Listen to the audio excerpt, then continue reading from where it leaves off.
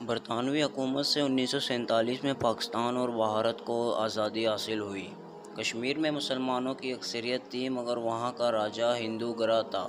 ہندو راجہ نے بھارت میں شمولیت اختیار کی۔ کشمیری عوام اس فیصلے کے خلاف اٹھ کھڑے ہوئے۔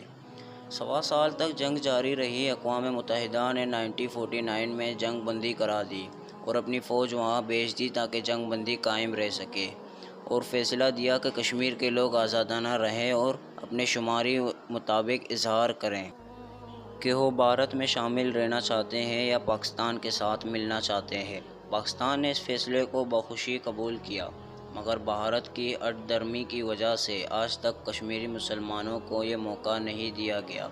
نتیجے کے طور پر آج کشمیر کی 3/4 حصے پر بھارت کا قبضہ ہے اور صرف 1/4 حصے پر آزاد کشمیر کی حکومت قائم ہے۔ گزشتہ جولائی 2016 سے مقبوضہ کشمیر میں بھارتی جاہلیت اور ظلم کی مثال نہیں ملتی۔ معصوم بچوں، خواتین اور عام شہریوں کو خاص نشانہ بنایا جا رہا ہے۔ کشمیریوں کی آواز کو دبانے کے لیے مسلسل کرفیو نافذ کیا ہوا ہے۔ پرامن احتجاج اور جلوسوں کو دبانے کے لیے آنسو گیس اور گولیوں کا استعمال کیا جا رہا ہے۔ حالانکہ تحریک میں تقریباً 100 شہری شہید ہو چکے ہیں، 5000 کے قریب زخمی ہیں اور تقریباً 200 خواتین کی بے حرمتی کی گئی ہے۔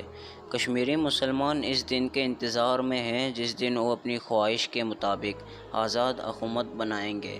مسلمان ہونے کی وجہ سے پاکستان کی کشمیری عوام سے ہمدردی ہے اور ان کی سیاسی، اخلاقی و سفارشی سطح پر طرح طرح کی مدد کر رہے ہیں اور انشاءاللہ تعالی آگے بھی کرتے رہیں گے۔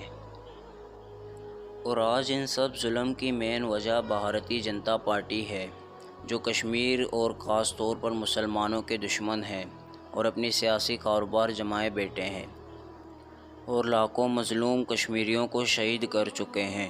اور آخر میں اللہ تعالیٰ سے دعا ہے کہ کشمیر کا مسئلہ جلد ہی حل ہو جائے اور اللہ تعالیٰ ہم سب کو نیک کام کرنے کی توفیق عطا فرمائے، آمین۔ پیارے دوستوں، آج کے لیے اتنا ہی۔ اگر آپ لوگوں کو ویڈیو اچھی لگی تو لائک ضرور کیجیے گا اور سبسکرائب بھی کریں۔